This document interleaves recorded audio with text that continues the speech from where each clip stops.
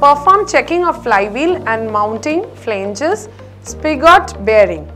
নমস্কার, আমার নাম সৌরিনী ব্যানার্জি। এটা ডিসম্যান্টলিং কম্পোনেন্টগুলোর পরিদর্শন এবং তাদের পুনরায় জুড়বার বিষয়ে শেখার সিরিজ, এবং এই অধিবেশনে আমি ব্যাখ্যা করতে যাচ্ছি কিভাবে ফ্লাইহুইল এবং স্পিগট বেয়ারিং গুলোকে চেক করতে হয়। এই প্রদর্শনের শেষে আপনি সক্ষম হবেন ফ্লাইহুইল এবং মাউন্টিং ফ্ল্যাঞ্জ পরিদর্শন করতে, স্পাইক বেয়ারিং পরীক্ষা করতে, প্রয়োজনীয় সরঞ্জাম এবং যন্ত্রপাতি, প্রশিক্ষণার্থীর টুল কিট একটা, টর্ক রেঞ্জ একটা,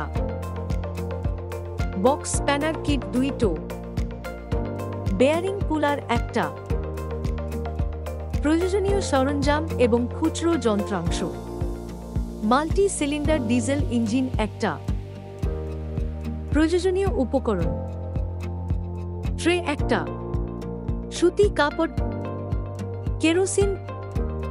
পদ্ধতিতে যাওয়ার আগে আসুন আমরা ফ্লাইহুইল, স্পাইক বেয়ারিংস এবং ক্লাচ অ্যাসেম্বলির প্রাথমিক ফাংশনগুলির ব্যাপারে শিখি। ফ্লাইহুইল একটি ওজনদার বৃত্তাকার ডিস্কের মতো কাঠামো যা ইঞ্জিনের আউটপুট শাফটের সাথে সংযোগ স্থাপন করে। এটি ক্লাচ প্রক্রিয়ার অংশ হিসাবে একটি গুরুত্বপূর্ণ ভূমিকা পালন করে।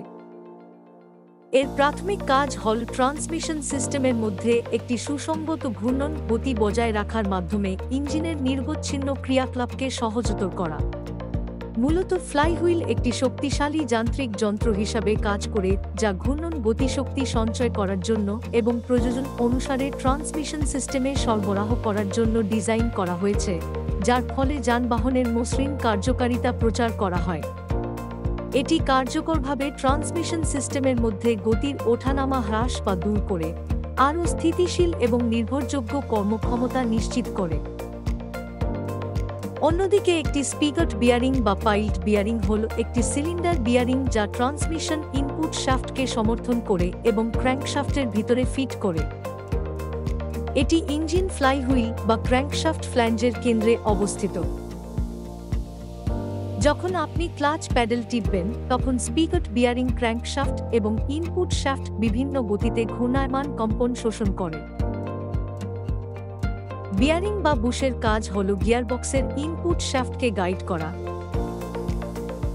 যদি এটি ব্যর্থ হয় বা আটকে যায় তবে এটি কম্পন থেকে শুরু করে গিয়ারবক্স বা ক্লাচ ডিস্কের ক্ষতি হতে পারে। একটি ত্রুটিপূর্ণ স্পিগট ভারবহনের কিছু প্রমাণের মধ্যে রয়েছে চিৎকার, নাকাল এবং কিচিরমিচির শব্দ। ত্রুটিযুক্ত স্পাগট বেয়ারিং কয়েকটি প্রমাণের মধ্যে রয়েছে স্কুলিং, গ্রিন্ডিং এবং কিচ কিচ শব্দ। এখন আসুন আমরা পদ্ধতিতে এগিয়ে যাই এবং কিভাবে এই প্রয়োজনীয় অংশগুলি পরীক্ষা করতে হয় তা শিখি। প্রথমত যেটা পরিদর্শন করা হবে সেই ফ্লাইহুইল এর পৃষ্ঠটি পরিষ্কার করুন। সারফেস প্লেটের উপরে ফ্লাইহুইল রাখুন। একটা স্ট্রেইট এজ এবং ফিলার গাজ ব্যবহার করে ফ্লাইহুইল ফ্রিকশন সারফেস পরীক্ষা করুন। যদি ফ্লাইহুইল ওয়ার্পেজটি প্রস্তুতকারকের দ্বারা নির্দিষ্ট সীমার চেয়ে বেশি হয় তবে মেশিনিংয়ের জন্য সুপারিশ করুন। ওয়ার্পেজ 0.3 থেকে 0.5 মিমি অতিক্রম করা উচিত নয়। নিশ্চিত করুন যে ফ্লাইহুইল এর পুরুত্ব মেশিনিং করার পরে এটা নির্দিষ্ট পুরুত্বের চেয়ে কম না হয়। ক্র্যাঙ্কশাফট ফ্ল্যাঞ্জ এবং ফ্লাইহুইল মেরিং সারফেস পরিষ্কার করুন। ক্ষতি এবং ফাটলের জন্য নিজের চোখে ফ্লাইহুইল মাউন্টিং ফ্ল্যাঞ্জ পরীক্ষা করুন। বেল হাউসিং এই ফ্লাইহুইলটিকে অবস্থান করান। ফ্লাইহুইল হল এবং ফ্ল্যাঞ্জ বক্স বা ডাওয়াল ফেংগুলোকে সারিবদ্ধ করুন। এক সিলিন্ডারের সঙ্গে টাইমিং মার্ক প্রান্তিক করুন। দেখুন ক্র্যাঙ্কশাফট ফ্ল্যাঞ্জ এ ফ্লাইহুইল ইনস্টল করুন। ঘূর্ণনের থেকে ফ্লাইহুইল লক করুন বিশেষ সরঞ্জাম ব্যবহার করে। ফ্লাইহুইল মাউন্টিং বলস বা নাটস গুলো নির্দিষ্ট টর্কে কোনাকুনি এবং সমানভাবে কষে লাগান। ব্যর্থতা এড়াতে একটি ইতিবাচক লকিং ডিভাইস ব্যবহার করুন। বেয়ারিং রিমুভাল ব্যবহার করে ক্র্যাঙ্কশাফট ফ্লাইহুইল এর পিছনের প্রান্ত থেকে স্পাগট বেয়ারিং খুলে ফেলুন। ভাল করে এবং নিজের চোখে বেয়ারিং এর ছাড় এবং আওয়াজ পরীক্ষা করুন। যদি জীর্ণ হয়ে যায় তাহলে নতুন বেয়ারিং লাগান। ক্র্যাঙ্কশাফট এর পিছনের দিকে সকেটে স্পাগট বেয়ারিং ফিট করুন। ডায়াল টেস্ট ইন্ডিকেটর এবং ম্যাগনেটিক বেস ব্যবহার করে ফ্লাইহুইল থেকে মুখ রান আউট পরীক্ষা করুন। ফ্লাইহুইল পৃষ্ঠের 3টি ভিন্ন জায়গায় রান আউটটি দেখুন।